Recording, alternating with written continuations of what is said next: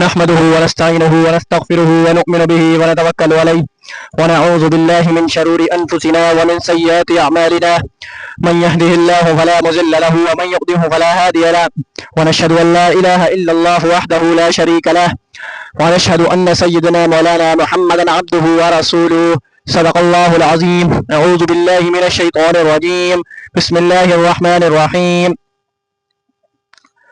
بسم الله الرحمن الرحيم. محمد رسول الله والذين معه أشداء على الكفار رحماء بينهم تراهم ركعا سجدا يبتغون فضلا من الله ورضوانا فيما هم في وجوههم من أثر السجود ذلك مثلهم في التوراة وذلك مثلهم في الإنجيل صدق الله العظيم.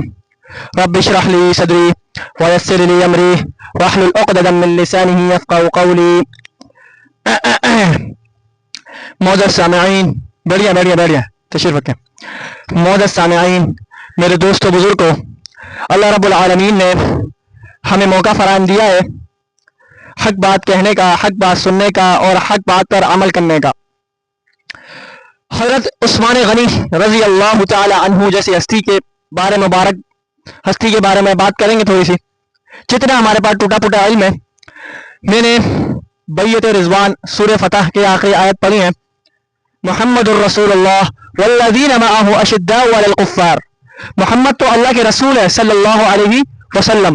محمد تو اللہ کے رسول ہے صلی اللہ علیہ وسلم. تو اس کے بعد والذین معہ اشداء علی الکفار رحماء بینہم تراہم رکعا سجدا یبتغون فضلا من اللہ ورضوانا. کیا فرمایا؟ وہ آپس میں رحم دلیں اور کافروں کے لیے آگے ہیں، اللہ اس سے راضی ہے، رضی اللہ عنہ ورضوان. جب مکہ فتح ہوا، اس سے پہلے صلح حدیبیہ میں حضرت عثمان غنی رضی اللہ تعالی عنہ کو بھیجا گیا. نبی پاک صلی اللہ علیہ وسلم نے اپنا وہ بنا کے الچی بنا کے وہ دیکھا نہیں ہے جیسے کہ بھیجا گیا. تو اس کے بعد کچھ خوارجین نے، کچھ منکرین نے، کچھ مشرکین مکہ نے، کچھ لوگوں نے آواز اٹھائی کہ حضرت عثمان غنی رضی اللہ تعالی عنہ جو ہے شہید ہو گئے. حضرت عثمان غنی رضی اللہ تعالی عنہ شہید ہو چکے ہیں.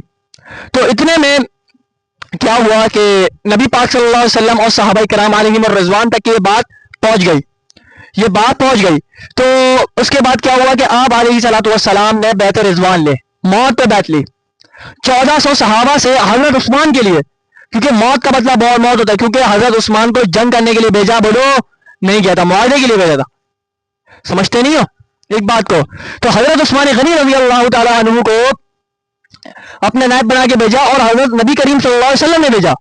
یہ بہت بڑا معیار ہے، یہ بہت بڑا فلسفہ اور مرتبہ ہے کہ حضرت عثمان غنی ایک تو سخی تھے، ایک تو متقی تھے، ایک تو پرہیزگار. تمام صحابہ بھی تھے، مگر حضرت عثمان غنی رضی اللہ تعالی عنہ سے فرشتے بھی حیا کرتے ہیں.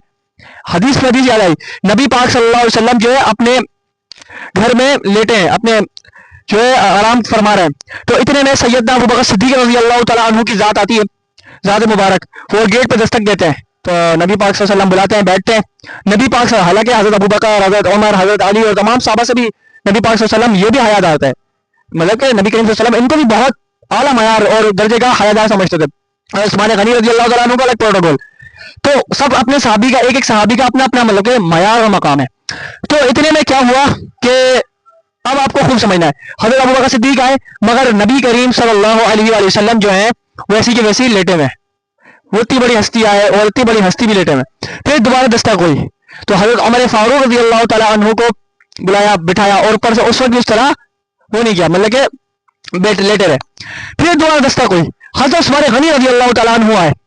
حضرت عثمان غنی رضی اللہ تعالیٰ عنہ آئے اور اوپر سے دیکھا کہ نبی پاک صلی اللہ علیہ وسلم اٹھ کے اور اوپر سے اپنے جو کپڑے مبارک تھے وہ جھاڑ اڑ کے سکون سے بیٹھ گئے. تو ابو بکر اور عمر نے اور جو پوچھا کہ یا رسول اللہ جب ہم آئے تو آپ لیٹے ہوئے تھے، جو عثمان ابن عفان آئے تو آپ فوراً ہی مطلب کہ ایک اٹینشن ہو جائے نا بندہ، کہ پھر بتایا کہ میں اس شخص سے حیا نہ کروں جس سے فرشتے حیا کرتے ہیں، اس شخص سے حیا نہ کروں جس سے فرشتے حیا کرتے ہیں. یہ بہت بڑا معیار ہے، بہت بڑا فلسفہ، بہت بڑا مرتبہ ہے. تو حیا دار تھے عثمان غنی رضی اللہ تعالیٰ عنہ، ایک بڑا مقام رکھنے والے، بڑا بلندی والا معیار رکھنے والے تھے عثمان غنی رضی اللہ تعالیٰ عنہ. پھر بیعت رضوان ہوئی، 1400 صحابہ کرام علیہم الرضوان، نبی کریم صلی اللہ علیہ وآلہ وسلم جیسی ہستی انہوں نے موت پہ بیعت لے لی. 1400 صحابہ سے سارے صحابہ نے بیعت کری. اور سورہ فتح نازل ہو گئی، اور اوپر سے یہ کہا کہ پہلے تو نبی کریم صلی اللہ علیہ وسلم نے ہاتھ رکھ دیا اور باقی صحابہ نے آواز رکھ دیا اور بیعت لے لی، اور دوسرا ہاتھ جو ہے اپنے نبی صلی اللہ علیہ وسلم نے کیا کیا، وہ بھی رکھ دیا۔ تو صحابہ نے پوچھا یا رسول اللہ صلی اللہ علیہ وسلم آپ بھلا بتائیں یہ دوسرا ہاتھ کیوں رکھا ہے؟ بولے دوسرا ہاتھ عثمان ابن عفان کا ہے۔ جب مشرقین اور دیگر جو باطل کو پتہ لگا کہ نبی کریم صلی اللہ علیہ وسلم نے اپنے صحابہ سے موت پہ بیعت لے لی ہے، قصاص لینے کے لیے آ رہے ہیں، تو انہوں نے بولا کہ یہ افواہ تھی۔ دیکھو کتنا بڑا معیار ہے، کتنا بڑا فلسفہ اور مرتبہ ہے۔ علماء کرام سے میں نے خود سنا کہ پتہ نہیں حدیث میں بھول گیا میں کون سی حدیث میں تھا یا تاریخ میں تھا، میں ذہن سے نکل گیا، کہ ایک شخص کا جنازہ رکھا ہوا تھا، تو وہ مسلم تھا، شخص کا جنازہ رکھا تھا، تو نبی جنازہ تو جب نبی کریم صلی اللہ علیہ وسلم پڑھانے آتے تھے ظاہر سی بات ہے مسلمانوں کو جاتے تھے، جنازہ رکھا ہوا تھا، تو اب نبی پاک صلی اللہ علیہ وسلم جب پڑھانے کی جنازہ آئے تو سامنے دیکھا تو نبی کریم صلی اللہ علیہ وسلم نے منہ پھیر لیا، ہٹ گئے، بولے میں اس کا جنازہ نہیں پڑھاؤں گا۔ تو یہ علماء نے خود ہمیں بتایا اور کتابوں میں لکھا، تاریخوں میں لکھا اور دیگر اس کی شرح باندھی گئی۔ تو صحابہ نے پوچھا یا رسول اللہ آپ اس کا جنازہ کیوں نہیں پڑھا رہے؟ اگر کیونکہ نبی کریم صلی اللہ علیہ وسلم نے قرض دار کا جنازہ پڑھاتے تھے اور اوپر سے قرض جس کے پاس ہونا جس کا قرض چڑھا اس کا جنازہ نہیں پڑھاتے تھے، چلا دیتے، بولتے بھائی اس کے پاس قرض ہے، آج پتہ نہیں کیسے مولوی پڑھا دیتے ہیں، یہ سمجھ میں نہیں آتا۔ پہلے پوچھ لیں، یہ نہیں کہ بھائی وہ بیچارہ پہلے سے غم پہ کھڑا ہوا ہے تم لوگ پھر لگاتے رہو، یہ نہیں، ایسا نہیں ہے، پہلے پوچھ لیں کہ قرض دار تو نہیں ہے، یہ کوئی ایسے ویسے جرم میں تو نہیں ہے، کوئی ایسا تو اس سے کچھ نہیں کیا، تو آپ پہلے پوچھ لیں اس چیز کو۔ تو دوسرے نمبر پہ جب بولا گیا کہ صحابہ تو سخی تھے، صحابہ تو وہ جان لٹانے کو تیار تھے، بولا کہ یا رسول اللہ ہم اس کے پیسے ادا کرنے کے لیے تیار ہیں، آپ جو ہیں جنازہ پڑھا دیں۔ تو اس نے اور نبی کریم صلی اللہ علیہ وسلم پہ میں جان قربان کروں 1000 مرتبہ، میں اس عثمان ابن عفان رضی اللہ تعالیٰ عنہ پہ جان قربان کروں کہ نبی صلی اللہ علیہ وسلم نے بولا یہ میرے عثمان سے بغض رکھتا تھا، یہ عثمان ابن عفان غنی رضی اللہ تعالیٰ عنہ سے بغض رکھتا تھا، اس وجہ سے میں اس کا جنازہ بولو نہیں پڑھوں گا۔ تو بہت بڑا معیار ہے، جنت میں اگر کوئی ساتھی میرا ہوگا، جنت میں میرا ساتھی ہوگا تو عثمان ابن عفان ہوگا۔ عثمان ابن عفان رضی اللہ تعالیٰ عنہ نبی کے 2 دفعہ کے داماد ہے، ذوالنورین ہے، 2 دفعہ داماد بنے، اور نبی کریم صلی اللہ علیہ وسلم نے خود فرمایا اے عثمان اگر میرے پاس اور بھی بیٹیاں ہوتی میں سب تجھے دے دیتا، تو اتنا سخی ہے، تو اتنا لکی ہے، تو اتنا بڑا معیار ہے تیرا۔ اور اسلام کے تیسرے خلیفہ، خلیفۃ المسلمین، امیر المؤمنین اور شہید و منبر و محراب، اور 18 ذی الحج کو حضرت عثمان غنی رضی اللہ تعالیٰ عنہ کی شہادت مبارک ہے۔ تو ہمارا یہ معیار ہے کہ ہم حضرت عثمان غنی رضی اللہ تعالیٰ عنہ کی تعریف کر لیں، ہم حضرت عمر فاروق کی تعریف کریں، ابو بکر صدیق کی کریں، علی المرتضیٰ رضی اللہ عنہ کریں، کیونکہ نبی کی حدیث ہے علیکم بسنتی و سنت الخلفاء الراشدین المہدیین، میری سنت اور میرے خلفاء راشدین کی سنت کو اپناؤ۔ یہ بات تم خوب سمجھ لو، اگر نہیں اپناؤ گے تو بیکار ہو، بیکار ہو۔ تو بھائی حضرت عثمان غنی رضی اللہ تعالیٰ عنہ کی سنت پہ چلو۔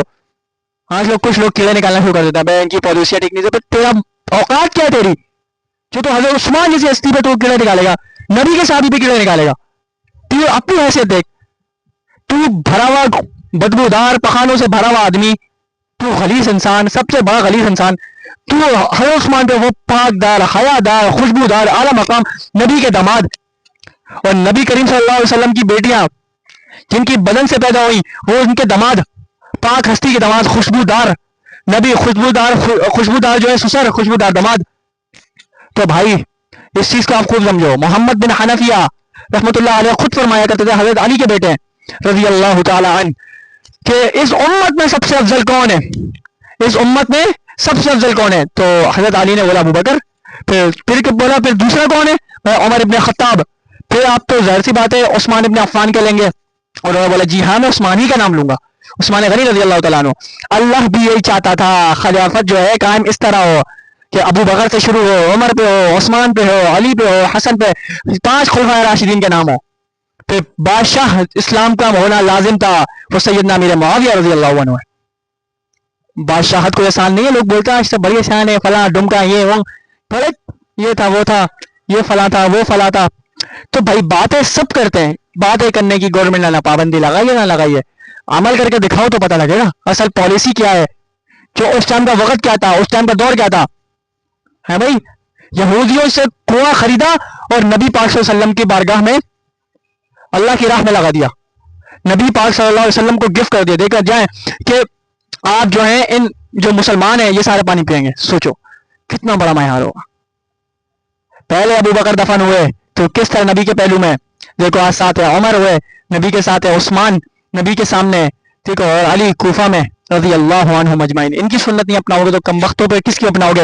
آج لوگ بولتے ہیں ہمارا آئیڈیل تو فلاں شاہ رخ خان ہے، سلمان خان ہے، فلاں خان ہے، عمران خان ہے، پتہ نہیں کیا کچھ عامر خان ہے، فلاں جو بھی ہے، فلاں جو بھی ہے. میں بولتا ہوں فلاں ایکٹر ہے، فلاں پتہ نہیں کون سے، پتہ نہیں کیا فیروز خان کیا نام آتا ہے یار، پاکستانی ہے، فلاں یہ مشہور جو ایکٹر ہے یہاں کے، یہ خان وہ خان اور دیگر پنجابی، دیگر بلوچی، مطلب ان کو مطلب کہ جو برے کام کر رہے ہیں ان کو آئیڈل بنایا ہم نے. جو اچھے لوگ تھے، جو اچھا معیار تھا، جن کو قرآن نے ان کو رضی اللہ عنہ کا ہے، ان کو آج ہم چھوڑ کے بیٹھے ہوئے. ہم علی کو آج بنائے رضی اللہ عنہ، حضرت علی جیسا بندہ، حضرت عمر کو بنائے، پھر دیکھیں کہاں ہماری بات پہنچے گی انشاءاللہ تعالی. اللہ تعالی ہم سب کو عمل کرنے کی توفیق نصیب فرما، اور حضرت عثمان غنی رضی اللہ تعالی عنہ سے محبت اور عقیدت رکھنے کی توفیق نصیب فرما. وما علینا الا البلاغ المبین.